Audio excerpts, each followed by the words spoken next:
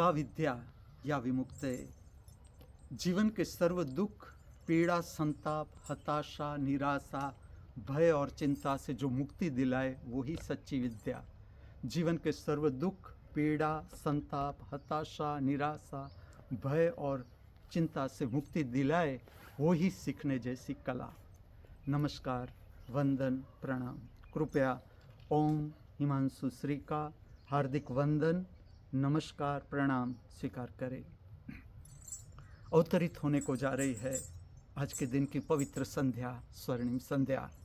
देखो समय का बहना, समय की धारा का बहना। जीवन की महाधारा में हम सब बहता हुआ हमारा शरीर, बहता हुआ हमारा मन, विचार की धारा, बहता हुआ हमारा मूड, भाव की धारा और हमारा जीवन। मैं आप सबको हार्दिक आमंत्रित करता हूँ सांध्य समय की पवित्र प्रक्रिया, नृत्य सुदर्शनम प्रक्रिया में, जिसमें आज मैं दो प्रार्थना की नृत्य सभर अभिव्यक्ति प्रकट करने को जा रहा हूँ। प्रथम जो प्रार्थना है उसे नृत्य शास्त्र में कहते हैं तिल्लाना। मैं आपके समक्ष जो प्रकट करने को जा रहा हूँ वो है भारत के शास्त्रीय नृत्यों का आध्यात्मिक स्वरूप। आध्यात्मिक रूप का अर्थ क्या होता है मैं बताऊं। आत्मा के साथ जो संबंधित होता है उसे कहा जाता है आध्यात्म। भीतर के अवकाश के साथ, भीतर के विस्तार के साथ जो संबंध बनता है उसे कहा जाता है आध्यात्मिक स्वरूप।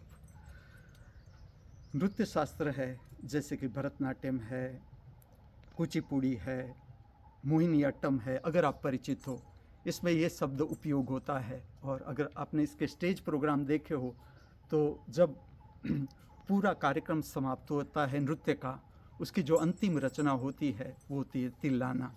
अब उसका अगर मैं आध्यात्मिक स्वरूप प्रकट करूं तो मैं उसे नाम दूंगा आनंद गति, परमानंद गति, मुक्त गति, मोक्ष गति या परम गति। ऐसे नाम दिए जा सकते हैं इसका आध्यात्मिक रूप। और आपके चिंतन के लिए मैं प्रश्न भी पूछूंगा कि क्या जो भारत के शास्त्रीय नृत्य है या संगीत है उसका अंतिम लक्ष्य स्टेज वर्क है?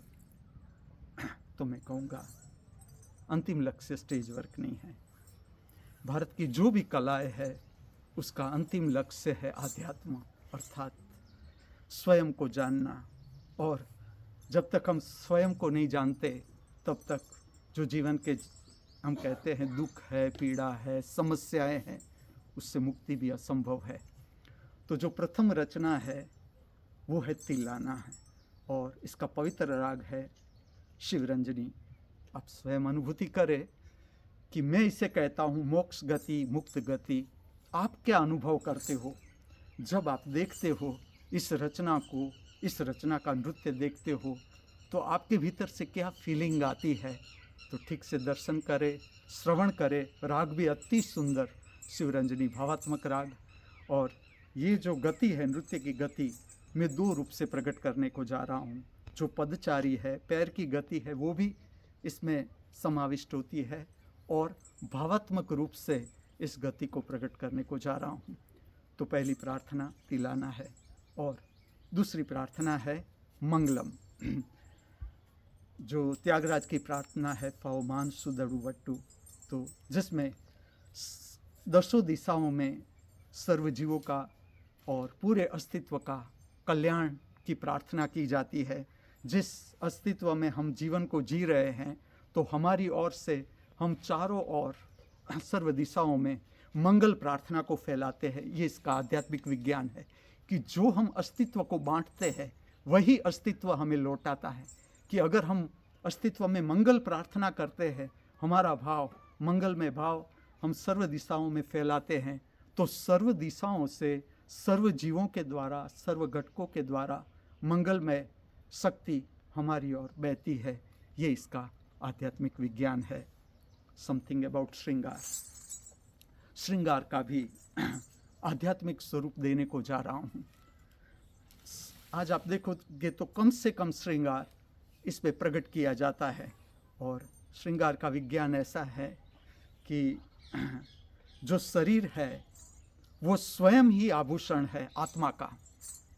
जब श्रृंगार कम किया जाता है या इसमें ऐसा आता है जब श्रृंगार की प्रक्रिया होती है, धीरे धीरे वो भी प्रकट करने को जा रहा हूँ कि श्रृंगार की प्रक्रिया क्या है, स्त्रीण श्रृंगार, पुरुष श्रृंगार, देवी श्रृंगार, देव श्रृंगार, ये सब क्या है, क्यों है, इसका आध्यात्मिक अर्थ क्या है श्रृंगार का। आज मैं इतना ही कहूँगा कि जो मुक्त गति का एक रूप है, मोक्ष गति का एक रूप है, इसमें श्रृंगार को कम से कम धारण किया जाता है या छोड़ दिया जाता है। और उसका जो मुख्य अगर हम आधार ले तो ये है, आध्यात्मिक स्वरूप दे तो ये है कि शरीर स्वयं ही गहना है आत्मा का, और गहने को गहने की क्या ज़रूरत। इस जगत के सर्व कलाकारों के भीतर बहती हुई कला की दिव्य शक्ति को हार्दिक वंदन करते हुए, प्रणाम करते हुए, हमारे सब के भीतर उपस्थित दृष्टा स्वरूप परमात्मा के चरणों में हार्दिक वंदन अर्पण करते हुए सांध्य समय की पवित्र प्रक्रिया नृत्य सुदर्शनम प्रक्रिया की ओर